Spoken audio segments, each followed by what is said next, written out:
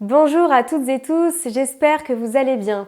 Aujourd'hui, je vais vous donner mon avis sur les fameuses plateformes pour freelance. Lorsqu'on débute, notamment, c'est souvent le premier réflexe qu'on a d'aller s'inscrire sur ces fameuses plateformes pour freelance. Les plateformes qui mettent en relation les professionnels et les freelances, donc soit sous forme d'annuaire, soit sous forme de placement de freelance, un peu sous forme d'agence.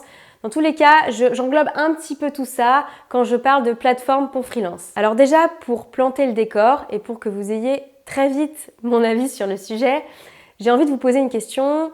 Est-ce que vous avez envie, oui ou non, d'être considéré comme une aiguille dans une botte de foin ? J'ai pas pu m'empêcher d'aller consulter le nombre d'UX designers sur la célèbre plateforme, la principale. Je vais pas citer son nom, mais vous savez très certainement de qui je parle. Sur cette plateforme-là, j'ai souhaité savoir combien nous étions d'UX designers freelance référencés. Nous sommes 14 000 au jour où je vous parle. Donc il y a 14 000 UX designers freelance, UX, UI, designer freelance qui sont référencés sur la plateforme. Et je suis inclus dedans, je suis aussi référencée sur cette plateforme. Je sais pas vous, mais moi clairement, ce résultat, il est extrêmement anxiogène. Je veux dire, 14 000, c'est énorme. Je vais me faire l'avocat du diable, je sais qu'il y en a qui vont dire oui, mais Nolwenn, tu n'as pas filtré du tout ta recherche.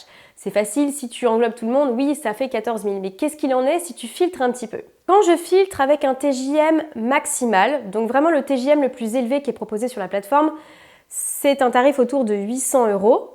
Je tombe quand même sur un résultat de 550 personnes. Donc il y a quand même encore 550 personnes qui sont UX, UI designer freelance et qui sont à un TJM très élevé. Donc rien que le TJM déjà, je me dis on est quand même 550 à plus de 800 de TJM. Et on sait très bien que ça ne représente pas la majorité des freelances. Moi y compris, je ne suis pas à 800 € TJM. Donc imaginez-vous déjà être dans une salle remplie avec 550 personnes, ça fait quand même encore beaucoup de monde. Même si vous êtes le ou la meilleure UX designer qui soit, vous démarquer auprès de 500 personnes, franchement c'est compliqué. C'est pas infaisable, mais ça veut dire que vous devrez concentrer votre énergie à ça. Vraiment, vraiment, vraiment. Comment dans ce cas vous démarquer dans un contexte d'uniformisation ? C'est un peu ça la question. Comment vous démarquer de ces 550 personnes par exemple ? Franchement là ça me paraît un petit peu compliqué. Pourquoi ? Parce que cette plateforme-là est uniformément et présentée de la même façon quels que soient les designers. Donc c'est très difficile de se démarquer d'un point de vue identitaire, d'un point de vue création, etc. C'est un peu comme si on devait juger notre travail sur la base d'un profil LinkedIn. Quand je dis profil LinkedIn, c'est pas le contenu des posts, mais c'est comme si on allait voir votre profil, vraiment votre fiche LinkedIn, donc un peu votre CV, et qu'on devait juger sur ça. C'est franchement pas très très très simple. Donc à moins d'être un as du copywriting, ce qui n'est pas notre métier en soi, et encore, franchement ça va être très très compliqué. Je suis vraiment sceptique sur le sujet. À cela se rajoute aussi l'effet de masse, c'est-à-dire que malgré tous vos efforts, il y a quand même 550 personnes. C'est un peu comme les résultats d'une recherche Google. Comment faire pour être dans les premiers ? Parce que clairement, les prospects vont pas aller à la 15e page. Donc comment vous pouvez ressortir sur les premiers ? Il faut que vous ayez déjà été accompagné par beaucoup de clients qui vous fassent des recommandations pour être au top de cette liste. Vous serez peut-être, admettons, dans les 30 premiers des 550, mais même les 30, c'est déjà trop loin pour les prospects. Il faudrait que vous soyez dans le top 3, dans le top 10 éventuellement. Et là, franchement, je vous avoue, c'est le facteur chance qui va jouer. Ensuite, le problème que j'ai moi avec ces plateformes, c'est l'impact sur le moral, particulièrement pour les personnes qui sont un peu sensibles à la vie extérieure, au regard extérieur, comme c'était mon cas au début. Je me souviens que quand j'ai démarré en tant que freelance, j'étais trop contente de m'inscrire sur ces plateformes-là qui te vendent un peu du rêve et qui te disent « ouais, ça va t'apporter de la visibilité ». Donc moi, j'étais là à me connecter tous les jours, à regarder les stats de mon profil, à voir si j'avais des demandes ou pas, sauf qu'au bout de quelques semaines, je n'avais toujours pas du tout de contact. Donc je me suis mise à aller analyser les profils des autres designers en me disant mais qu'est-ce qu'ils faisaient de mieux que moi, pourquoi eux ils avaient des missions, etc. Et en fait je me suis mise à me comparer, j'avais l'impression d'être noyée dans cette masse, c'était franchement très difficile. Pour les raisons que j'ai citées plus haut, en fait ces plateformes te mettent finalement en concurrence avec la grande masse des UX designers. On est un peu traité comme un numéro en fait dans cet annuaire-là. Et il y a peu de place à la singularité, il y a peu de place à la mise en avant de la personnalité de chacun. Moi, ça m'a plombé le moral et ça m'a donné cette impression qu'on était qu'on devait évoluer dans un sentiment de rivalité avec les autres, que c'était un peu la guerre pour se démarquer, alors que c'est pas du tout le but non plus. Pour la petite anecdote, je suis encore sur cette plateforme-là, juste par curiosité, même si je pousse pas, mais en 7 ans de freelancing, ça m'a rapporté aucun client. Pourquoi je suis encore sur ces plateformes? Pour moi, on prend ce qu'il y a à apprendre. Il faut le voir comme ça, on prend ce qu'il y a à apprendre. Ça ne peut pas faire de mal puisque ça t'apporte quand même un peu de visibilité. Je parle notamment pour celles et ceux qui démarrent et qui n'ont pas encore de site internet éventuellement. Ça peut être un super moyen de mettre en place très rapidement un portfolio, de pouvoir se présenter, etc. Parce que la règle numéro 1, c'est clairement d'avoir une présence en ligne.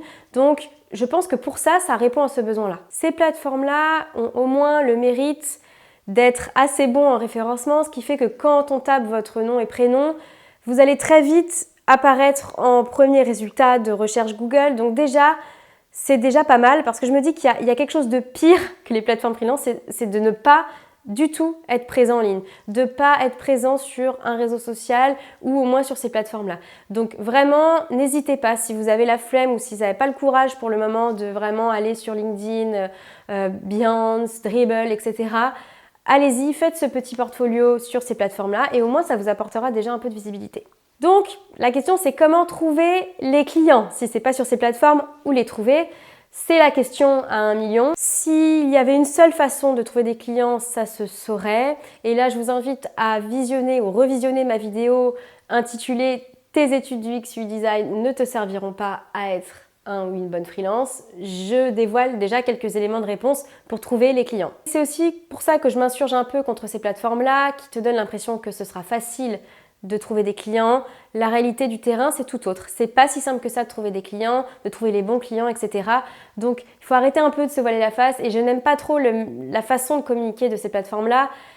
Il faut comprendre que c'est pas aussi simple que ça non plus et que c'est du travail et que c'est pas en un clic que vous allez avoir un flux de clients régulier. Je vous invite à vous éloigner le plus possible de tout ce qui vous propose de vous uniformiser avec les autres. Au contraire, c'est super important de canaliser votre énergie et de la mettre dans qu'est-ce qui pourrait vous distinguer des autres. Qu'est-ce qui pourrait vous rendre singulier? Pour vous aider dans cet exercice, pour vous aider un peu à imaginer votre singularité, j'ai une question à vous poser. Quelle serait selon vous la meilleure épitaphe d'un UX UI designer freelance? Qu'est-ce qu'on pourrait écrire sur la tombe d'un UX UI designer? Alors c'est une question qui est un peu morbide, je suis désolée, mais en gros si on devait rendre hommage à un UX UI designer, qu'est-ce qu'on devrait dire de lui? Je vous invite à faire l'exercice, jouer le jeu et je pense que ça peut, dans les éléments de réponse, vous allez faire ressortir pour vous ce qui compte le plus à vos yeux et c'est ça votre singularité. On n'a pas tous la même façon d'aborder notre métier, notre vision de nos accompagnements, etc. Donc je vous invite à jouer le jeu et dites-moi en commentaire de cette vidéo ou bien sur LinkedIn votre réponse. Je serais vraiment ravie de la connaître. Sur ce, je vous souhaite une très belle journée. N'hésitez pas à vous abonner si vous n'êtes pas encore abonné. N'hésitez pas aussi à aller consulter les petits liens en description de cette vidéo. Je vous propose notamment une newsletter avec une leçon du UX Design par semaine. Je vous mets aussi le programme de ma formation en ligne pour cartonner en tant que UX UI designer. Bref, allez-y, n'hésitez pas, il y a toujours une mine d'or d'informations. Il n'y a pas que sur YouTube, je suis présente sur d'autres réseaux. Donc je vous invite à me suivre un peu partout. Belle journée à toutes et tous et à bientôt. Ciao!